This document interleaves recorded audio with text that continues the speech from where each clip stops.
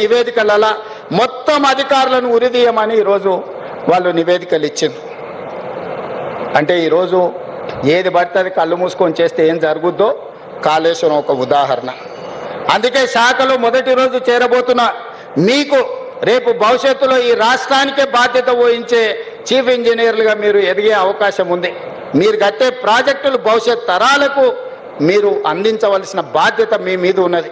అందుకే మీరు కూడా సరైన విధంగా అంచనాలు వేసుకొని స్ట్రక్చరల్ ఇంజనీర్ ఏం పని చేయాలి, సిడిఓ సెంట్రల్ డిజైన్ ఆర్గనైజేషన్లు ఉండి ఇంజనీర్లు ఏం పని చేయాలి, ప్రాజెక్టులు సూపర్వైజ్ చేసే వాళ్ళు ఏం చేయాలా, ఎవరు ఏం పని చేయాలనో వాళ్ళు అదే పని చేయాలి. వెనకటికి సామెత ఉంది కదా, గాడిద చేయాల్సిన పని గాడిద చేయాలా, గుర్రం చేయాల్సిన పని గుర్రం చేయాలా అని. సో అందుకే ఎవరు చేయాల్సిన పని వాళ్ళు చేయాలనేదే నా సూచన. ఈరోజు తెలంగాణ రాష్ట్రానికి జరిగిన అన్యాయం గత పాలకుల నిర్ణయాల వల్ల, లోపభూయిష్టమైన ప్రాజెక్టుల నిర్మాణం వల్ల ఈరోజు ఏ ప్రాజెక్టు ఉంటుందో ఎప్పుడు కూలుతుందో తెలియదు. ఈ మధ్యలో సీతారామసాగర్ కూడా కట్టిన పిల్లర్స్ కానీ అన్నీ కూలిపోయినట్టుగా అనిపిస్తున్నాయి. అసలు ఏ ప్రాజెక్టును ముట్టుకోవాలనో ఎవరితో మాట్లాడాలనో గాల్లో పీక మేడలు కూలినట్టు కూలిపోతున్నాయి అని అంటే దీనికి కారణం వేదిక మీద ఉన్న అధికారులు కానీ ఇక్కడ కొత్తగా చేరబోతున్న మీరు కానీ ఆలోచన చేయండి.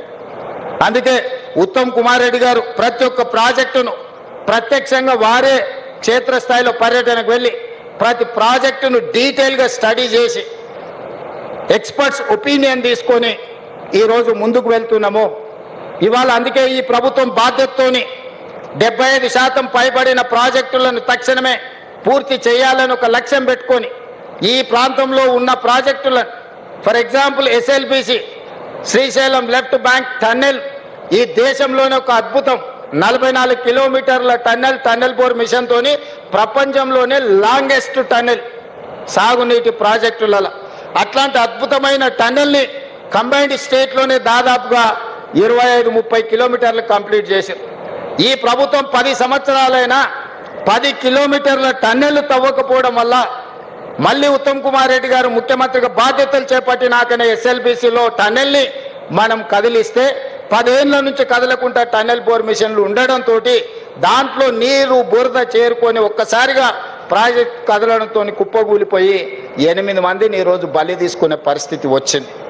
తెలంగాణ రాష్ట్రం వచ్చినాక కూడా నల్గొండకు 3,60,000 ఎకరాలకు నీళ్ళిచ్చే గ్రావిటీతో నీళ్ళిచ్చే ఎస్ఎల్బిసి ఎందుకు ఆగిపోయిందో ఎవరు నిర్లక్ష్యంతో హార్డ్లీ 2,000 కోట్లు ఖర్చు పెడితే 3,60,000 ఎకరాలకు నీళ్లు వచ్చేది. కానీ ఇలా కాళేశ్వరం మీద 1,00,000 కోట్లు ఖర్చు పెట్టిన మనకు వచ్చిన ఆయకట్టు 50,000 ఎకరాలు కూడా రాలేదు. అధికారిక లెక్కలు చెప్తున్నా నేను. అంటే ప్రభుత్వాల యొక్క ప్రాధాన్యత వల్ల తెలంగాణకు జరిగిన నష్టాన్ని ఈరోజు మనం కళ్ళారా చూస్తున్నాము. అందుకే శాఖలు చేరబోతున్న యువ ఇంజనీర్లకు, ఇక్కడ చేరబోతున్న ప్రభుత్వ ఉద్యోగంలో చేరుతున్నామని కాదు, ఇది ఒక భావోద్వేగం అని గుర్తుపెట్టుకోండి. ప్రజల యొక్క సెంటిమెంట్, తెలంగాణ ప్రజలకున్న బిగ్గెస్ట్ సెంటిమెంట్ నీళ్లు.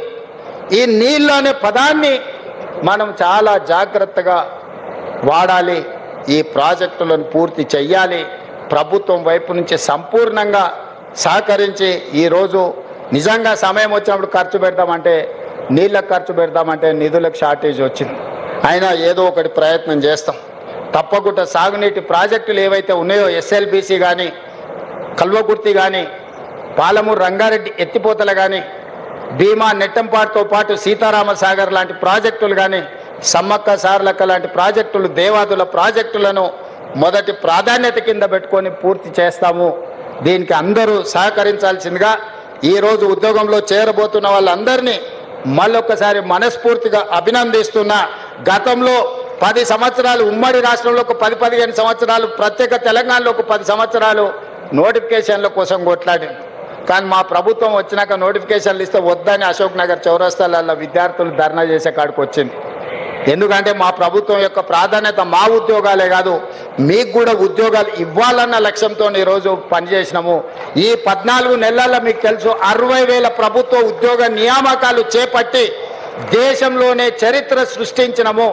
ప్రైవేట్లో 1,00,000 ఉద్యోగాలు ఇచ్చినాం. 3 లక్షల కోట్ల రూపాయల ప్రైవేట్ కార్పొరేట్ పెట్టుబడులు తీసుకొచ్చినాము. యువత యొక్క విద్య, యువత యొక్క ఉద్యోగాలు మా ప్రభుత్వం యొక్క మొదటి ప్రాధాన్యత. అందుకే ఈరోజు ప్రభుత్వం ఉన్న ఖాళీలన్నిటిని కూడా భర్తీ చేసే బాధ్యత తీసుకున్నాం.